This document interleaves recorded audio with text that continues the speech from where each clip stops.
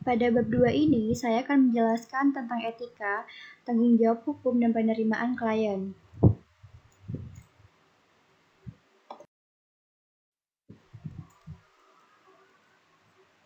Tujuan dari bab ini untuk memberikan gambaran umum tentang audit saat ini, dimulai dari mempertimbangkan prinsip-prinsip dasar etika profesional sampai pada faktor-faktor yang berdampak pada keputusan penerimaan atau kelanjutan klien auditor. Yang pertama, prinsip dasar etika profesi. Prinsip dasar etika yang berlaku untuk semua anggota badan profesional adalah bertindak dengan yang pertama ada integritas, yang kedua ada objektivitas, yang ketiga ada kompetensi profesional dan kehati-hatian, dan yang keempat kerahasiaan, kemudian yang terakhir ada perilaku profesional. Nah, untuk integritas sendiri ini mengacu pada kewajiban bahwa semua anggota badan profesional harus berterus terang dan jujur. Anggota tidak boleh dikaitkan dengan informasi yang salah secara material atau menyesatkan. Untuk objektivitas ini, dia ini mengacu pada kewajiban bahwa semua anggota badan profesional tidak membiarkan perasaan atau prasangka pribadi mereka mempengaruhi penilaian profesional mereka. Kemudian kompetensi profesional dan kehati-hatian. Ini mengacu pada kewajiban bahwa semua anggota mempertahankan pengetahuan dan keterampilan mereka pada tingkat yang disyaratkan oleh badan profesional. Kemudian ada kerahasiaan. Nah, kerahasiaan ini mengacu pada kewajiban yang dilarang oleh semua anggota badan profesional mengungkapkan informasi kepada orang-orang di luar tempat kerja mereka yang dipelajari sebagai hasil dari pekerjaan mereka. Kemudian terakhir, perilaku profesional ini mengacu pada kewajiban bahwa semua anggota badan profesional mematuhi aturan dan regulasi dan memastikan bahwa mereka tidak merusak reputasi profesi. Independensi auditor. Menurut APS 110 pasal 290, ada dua bentuk independensi. Yang pertama, independensi dalam fakta adalah kemampuan untuk bertindak dengan integritas, objektivitas, dan skeptisisme profesional. Nah, maksud di sini adalah kemampuan untuk membuat keputusan yang bebas dari bias, keyakinan pribadi, ataupun tekanan klien. Kemudian yang kedua, ada independensi dalam penampilan. Adalah independen yang dipandang dari pihak-pihak yang berkepentingan terhadap entitas yang diaudit yang mengetahui hubungan antara auditor dengan kliennya. Nah, di sini auditor harus mempertimbangkan tindakan mereka atau si klien dengan hati-hati dan memastikan bahwa tidak ada yang dilakukan untuk mengkompromikan independensi mereka baik dalam pikiran maupun penampilan. Ancaman terhadap independensi. Kode etik akuntan profesional mengidentifikasi 5 ancaman utama terhadap independensi auditor. Yang pertama, ada ancaman untuk kepentingan pribadi. Kedua, ada penilaian diri sendiri. Kemudian ketiga, ada advokasi. Keempat, ada keakraban. Yang kelima, ada intimidasi.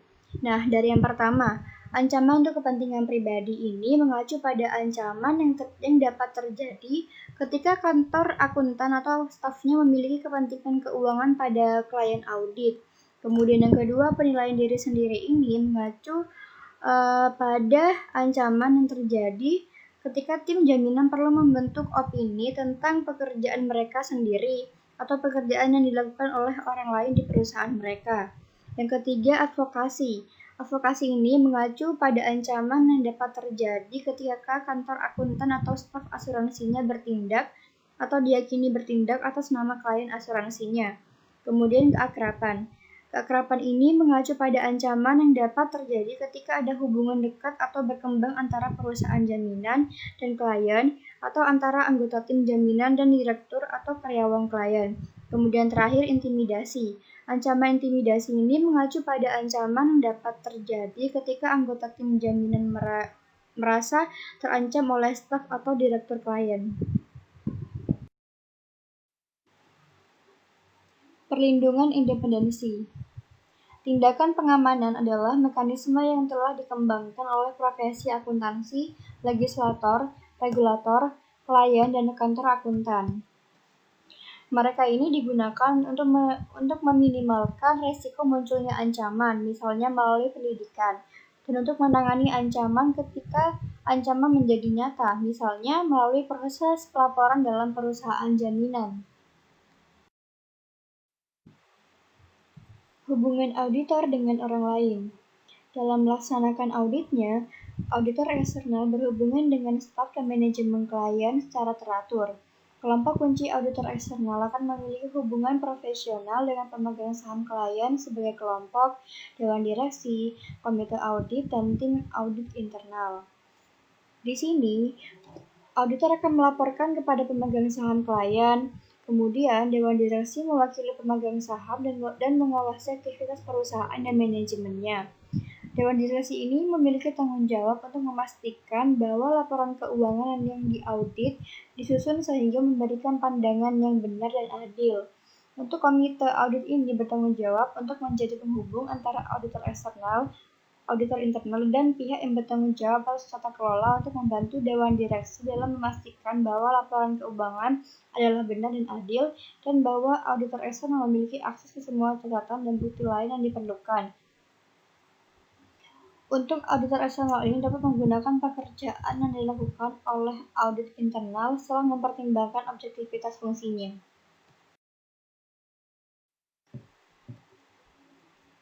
Selanjutnya ada tanggung jawab hukum. Auditor eksternal harus berhati-hati saat melakukan audit, yang dimana auditor harus rajin dalam menerapkan standar teknis dan profesional, serta mendokumentasikan setiap tahapan dalam proses audit. Berdasarkan Undang-Undang TORT, untuk membuktikan bahwa auditor telah lalai harus ditetapkan bahwa yang pertama, tugas kehati-hatian dimiliki oleh auditor, yang kedua ada pelanggaran tugas perawatan, ketiga ada kerugian yang diderita sebagai akibat dari pelanggaran tersebut. Nah, untuk hukum TORT ini adalah sebuah badan hak, kewajiban, dan pemulihan yang diterapkan oleh pengadilan dalam proses perdata untuk memberikan bantuan bagi orang-orang yang menderita kerugian dari tindakan yang salah orang lain.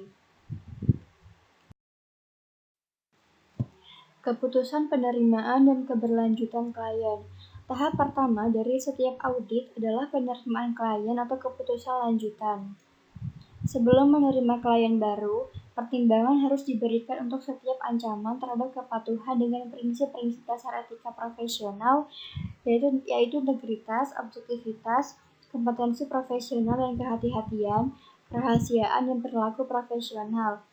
Ancaman yang dimaksud yaitu adalah ancaman terhadap prinsip dasar etika profesi akan terjadi jika calon klien tidak jujur, terlibat dalam kegiatan ilegal, atau agresif dalam menafsirkan aturan akuntansi.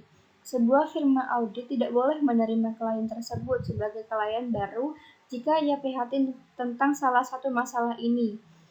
Auditor akan mendapatkan pemahaman tentang klien melalui komunikasi dengan auditor klien sebelumnya, staf, manajemen, dan pihak terkait lainnya. Tahapan terakhir dalam proses penerimaan atau keputusan keberlanjutan klien melibatkan persiapan surat perikatan yang menetapkan ketentuan perikatan audit untuk menghindari kesalahpahaman antara auditor dan klien mereka.